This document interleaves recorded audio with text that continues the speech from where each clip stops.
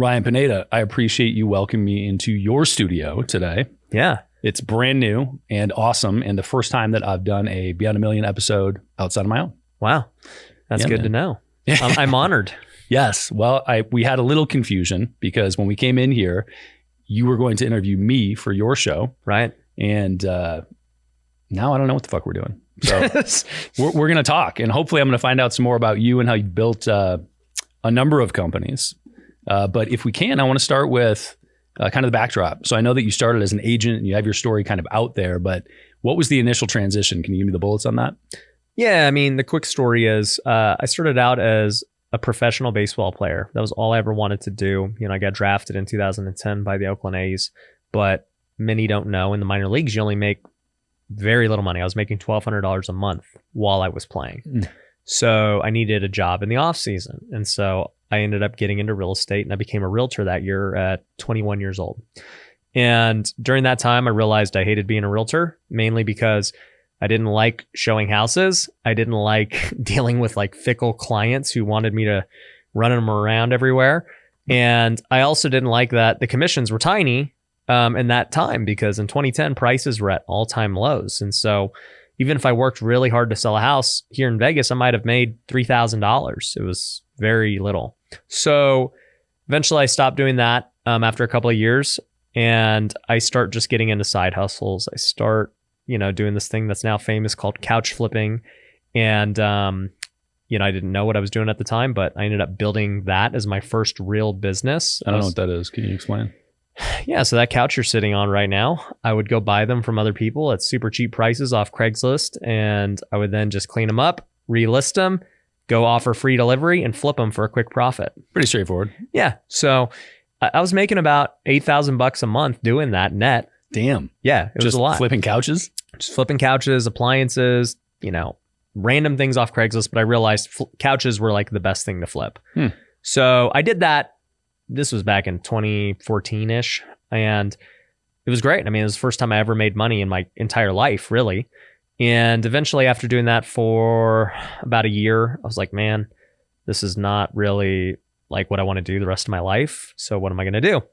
And, I was praying one day, and, I just see this TV commercial about flipping houses. And it's like, you could flip houses with no money. You could do all this stuff. And I'm like, dude, I've already been in real estate. You can't do that. You got to get a 30-year loan. You got to put 20% down, 3.5% down max, with an FHA loan. All right, hold on. What infomercial was it? Do you remember? It was Scott Yancey, actually. Got it. Yeah. Okay. So he was... Had to ask. Yeah, for him out here. He's Vegas, flipping Vegas guy. Got it. Yeah, I saw his commercial, and I ended up actually just Googling, because I was like, man, you know what? Even though I think this is a scam, let me look into it. So I Google it. Hey, can you flip houses with no money? And then I find this website called Bigger Pockets. And Bigger Pockets starts talking about, yeah, you can. It's called wholesaling. You can raise private money. You can get hard money loans. And I was like, whoa, they don't ever teach you this in real estate school. And so I start looking at this new way of real estate, and I'm like, wow, this is good, because I've always been good at finding deals. I just don't have money. And so, in 2015, I ended up maxing out all my credit cards. I had $10,000 saved up from couch flipping, and, I max out all my credit cards, get $50,000, and I go take all my money and put them as down payments on 2 different properties. Damn. And then, thankfully, it worked out after a lot of, stress and doubt and whatever, we'll find out. But I ended up making $40,000 on those 2 properties. Flipping them? Yep. So that was the start. Yeah. Yeah, that's awesome. What happened to baseball? In 2013, I got released by the Oakland A's. So I played 3 years with them, got released. And I was just trying to figure out what I was going to do. This was also the time I started couch flipping, and I got married that year. Like, a lot was going on in my life. Like, my dream is over. I don't know what to do. I'm getting married. My wife's in college. She's not making money.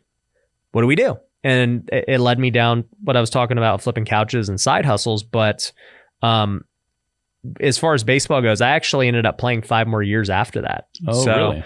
I played independent baseball. I lived in places like North Dakota, New Jersey, Texas, Canada. I lived everywhere. And I played 5 more years, mainly because I just loved the game, and people kept willing to sign me and pay me to go play and have fun. And there was nothing like it. And I always knew too that I would always have the opportunity to do business whenever I wanted. Like, business wasn't going anywhere. Real estate's not going anywhere. But my baseball career, the moment I stopped playing, was going to be over. Yeah. So I played as long as I could, and I retired in 2017.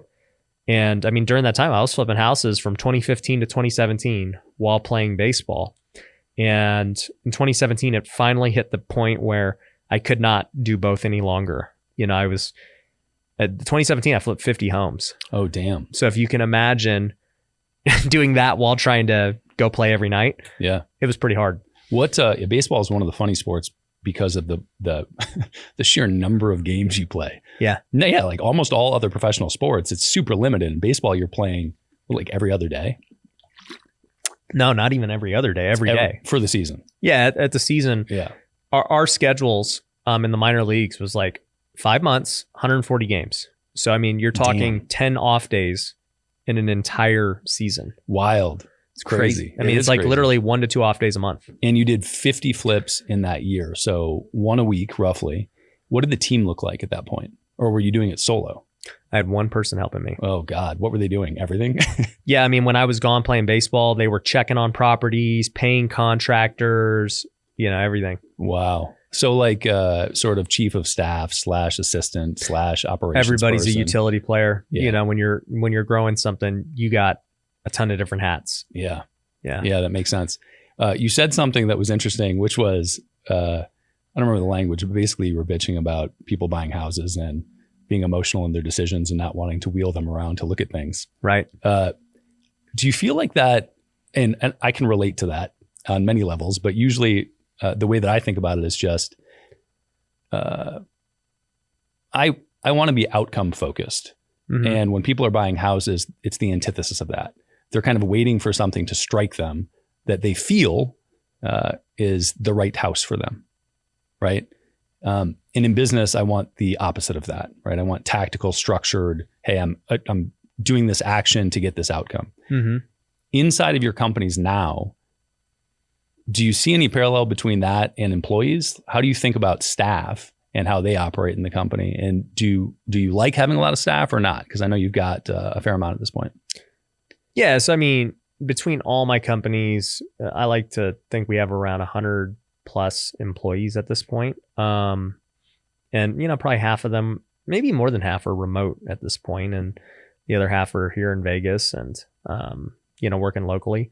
But I mean, I like having staff, man. It's nice knowing that we're able to, improve people's lives, give them jobs. And I know that every single person in my companies has like a purpose. They're producing value for not only the company, but all of our customers and clients and everything else. So for me, I'm trying to grow. I'm not trying to get lean and downside. Like, I'm trying to take over the world.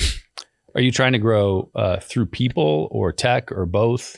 Because I kind of think about automation versus people. And do you lean in one direction or the other? Yeah, I think both. I mean, really, if I can improve our efficiencies through tech, and there's a lot of ways we do that, right? Like, I think the tech of social media is so powerful. The fact that I can make videos that get seen by millions of people. It's crazy to think that happens for free just by posting, right? So it's like, man, if I can hire a few good video people, that gives us such great scale that nothing else can do. It destroys however many people could cold call, some people. So we definitely lean towards the ones that have scale. And I've also learned that the businesses that can scale way better is the ones I've started to focus on. Like, a lot of what I'm doing now is kind of doing more education. And because I've realized, man, education is so much easier to scale. It has automations and different things that make it better. And so, I'm building new products and things around education for stuff that we've done well personally. But yeah, I mean, as far as people go, I don't want to say change my stance, but it used to be, hey, I want to just have everyone here in Vegas. And then obviously COVID hit and, things became remote. And then it opened up the door to get talent all over the world by being more remote. And yeah, I think for me, I don't hire people just to hire people. It's like, man, okay, do we have a need for a person right now? Okay, cool. Let's hire them. Yeah, I hear you. So, well, this is actually a good point to stop and say, what are the companies? So give me an idea of, you went from 50 flips a year, which is a lot of flips in a year, with one person next to you. Yeah. And that was 2017, 18? 2017 was that year. 2018 was first year I got an office, started hiring people and all that stuff. And fast forward to end of 2022 right now. Yeah. And where are you now? Man, I've got more companies than I can count. But yeah, I mean, we still flip a ton of houses. We'll still, do over 100 deals a year, flip wholesale. We have a fund where we buy big apartments. We have a CPA firm with, hundreds of clients. We've got an e-commerce company managing Amazon stores. We've got an NFT project where we, just launched and it's gone crazy. We've got, man, I'm just naming off the top of my head, my real estate education company. We've got a realtor education company. We've got a women's mastermind. We have, I think that's 8 right there. And then, yeah, I got another one in the works that I'm launching. And then obviously my social media business of my personal brand and everything that goes into running that. So call it 9 to 10. And what's the distribution of your time and what are your roles in those companies? I think it fluctuates. I founded every company from scratch. So I didn't acquire businesses or, go that route. And I know a lot of people do that. And maybe that's what I'll do later on in my life. But I really enjoy starting companies from the ground up. I enjoy coming up with the brand, the story, the product, building the community from scratch. And it's worked out well for us. And I always think about products that could be cross-sold across companies, right? So, if this person's in here, they definitely need this. If this person is, take any real estate investor in our coaching program, they all need tax. How do they come to my tax company? Most of them are buying my NFTs because it's related to crypto and real estate. So I always think about cross collaboration. Like my next company I'm starting is going to be focused on education for social media because we've done that extremely well. And we've done it not only with getting views, but also monetizing those views. And people ask me all the time how to do it. And I just haven't done it like the program yet because I've been busy launching this other stuff. So I always think, what would my current customers and stuff want? And so my lifetime value of a customer is not necessarily tied to just one company. It's in the whole ecosystem. So those are some things I think about. But as far as like how my time is spent, I would say I spend probably, let's call it a quarter of my time filming, maybe a little more. I spend another quarter talking to the various leaders of all the companies each week.